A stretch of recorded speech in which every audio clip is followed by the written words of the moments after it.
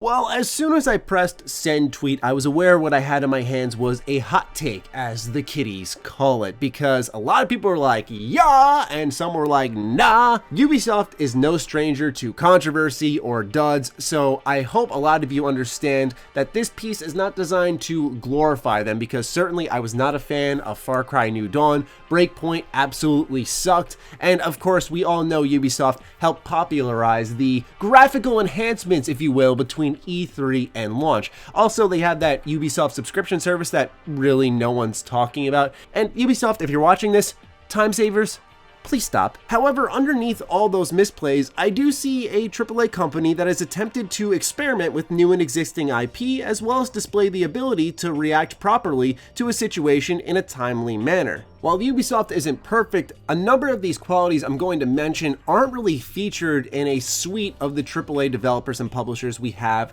nowadays. I think, except for CD Projekt Red, it's really hard to find a AAA developer that continues to create in a manner that Ubisoft does, and that's going to be the basis of my argument in today's video. Let's begin with what I mentioned about properly reacting to situations in a timely manner and in the right way. Breakpoint drops. It's a disaster. It's broken, heavily monetized, a gigantic, can't even find another word for it, step back for the company. Ubisoft reports in an earnings call that between that and The Division 2 underperforming, their operating income was down a massive 93.8% year over year, and net bookings are down 11.4% over that same period of time. Now, not a lot of people know business speak, but just big numbers, bad company. While this is unacceptable, I was impressed with how Ubisoft responded and in the timely manner of which they did. A response, by the way, that received much less coverage than the initial muff up. I'm not too surprised with how the news cycle works. I just think fair is fair. They messed up,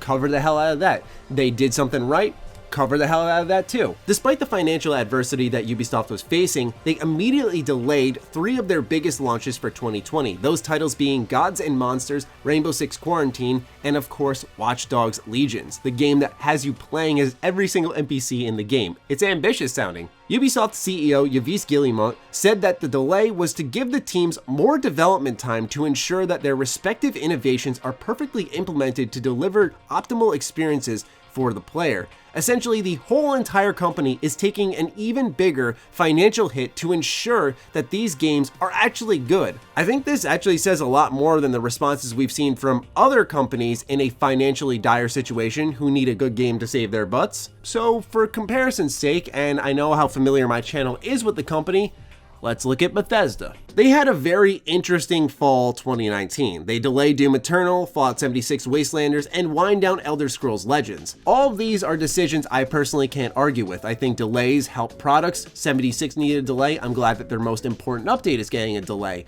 Doom Eternal, I had heard murmurs behind the scenes that it was not ready for launch. I'm glad they delayed that. And Elder Scrolls Legends, sadly, it winding down support is a reality Bethesda inevitably had to face. So they really faced the music this fall. But what did they end up doing wrong? Financially, I can't imagine this company is in the best situation. Their head is above water, but I bet between 76, the underperforming Arcane Studios games that don't look cheap, and Youngblood being some hot garbage, they could be doing better. What is Bethesda's response to all the awful products and decisions they've made in a time of financial strife where nothing's happening in the holiday period for them? They force out Fallout first. Force the improvement of your bottom line at the sake of reputation, brand respect, and so on. Now, I know EA has their own laundry list of stories of awful things they've done, except that with all their sports games, I don't think they've really ever been strapped for cash, to say the least. I personally respected how Ubisoft immediately tackled the Breakpoint situation, and I'm sure others could too. But let's talk games, because business decisions are great and all, right? They're cool to look at if you're invested in the industry, but at the end of the day,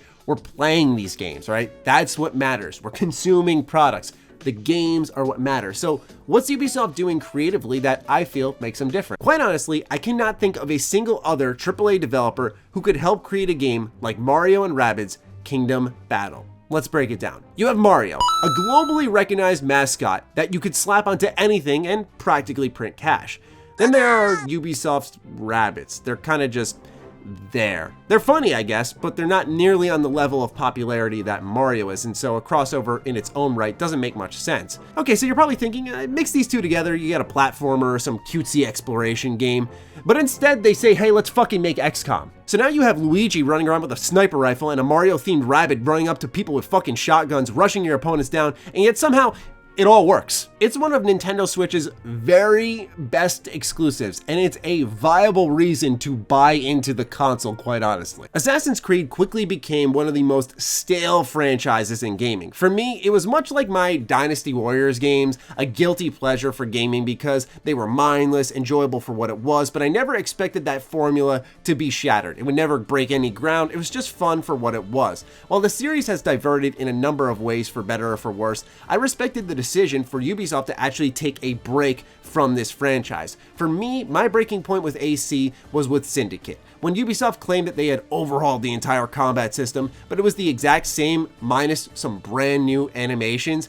I knew that they were scrambling. A hiatus was precisely what was needed, and they returned with Origins. It wasn't perfect, but I saw a framework there that they could have really built off of. That's where Assassin's Creed Odyssey comes in, and it really surprised me, to be quite honest. It was a sprawling RPG that truly felt like a shakeup for the franchise. Now, some claim it has lost its identity with it, and I'm certainly inclined to agree because it's not much of an Assassin's Creed game from what we know from the brand, but I appreciated the choices, I loved Cassandra, and the world was both sprawling and beautiful. Personally, I've had 80 entries of the same style of video game where I grow into a part of the Assassin's Creed. I don't mind something off the walls and different that does shake up the identity a little bit. Maybe now Assassin's Creed becomes known as a very popular AAA RPG franchise. I wouldn't be against that. Obviously, like with the rest of this video, I certainly don't speak for everyone. I'm sure a lot of people were disgusted by the changes with Odyssey, but what I played, man, I really liked it, and it's a game that I do plan on going back to.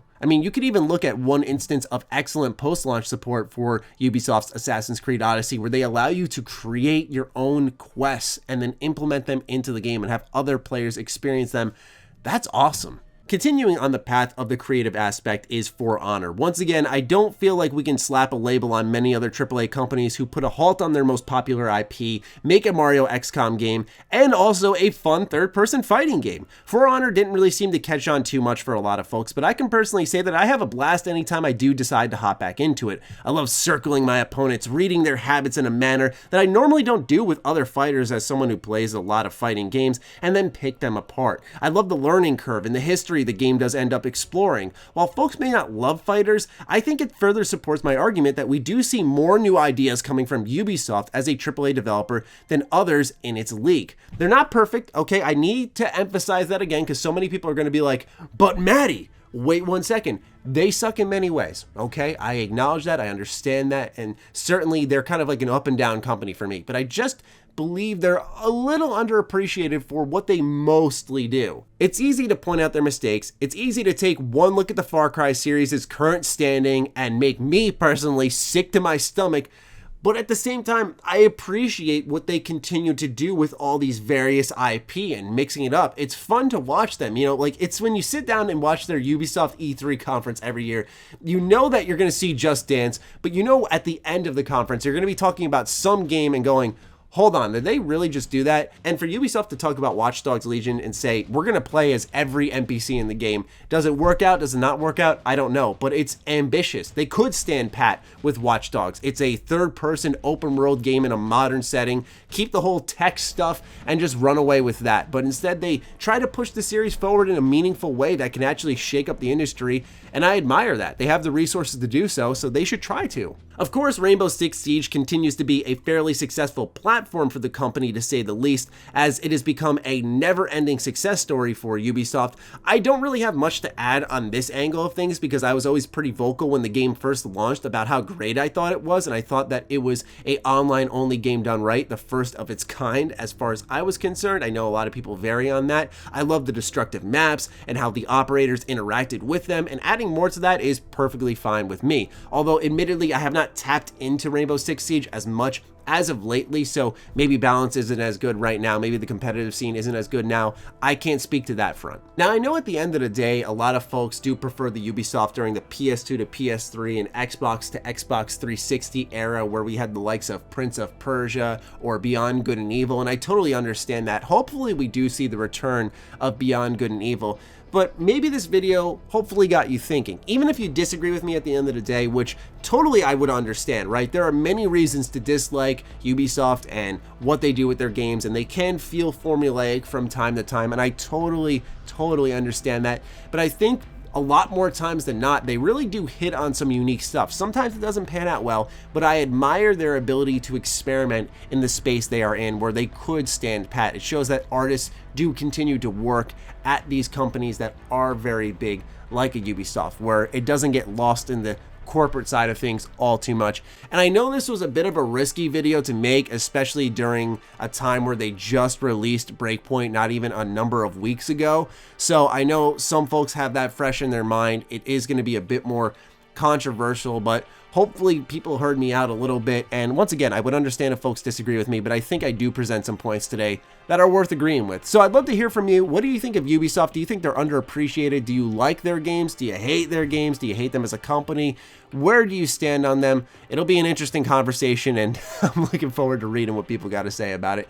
So fire away. Other than that, follow me on Twitter, follow me on Instagram. Those links are in the description down below. And a big thank you to all the patrons who embolden me to make very powerful videos like these.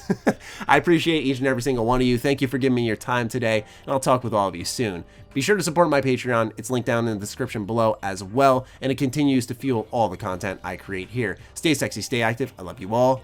Peace.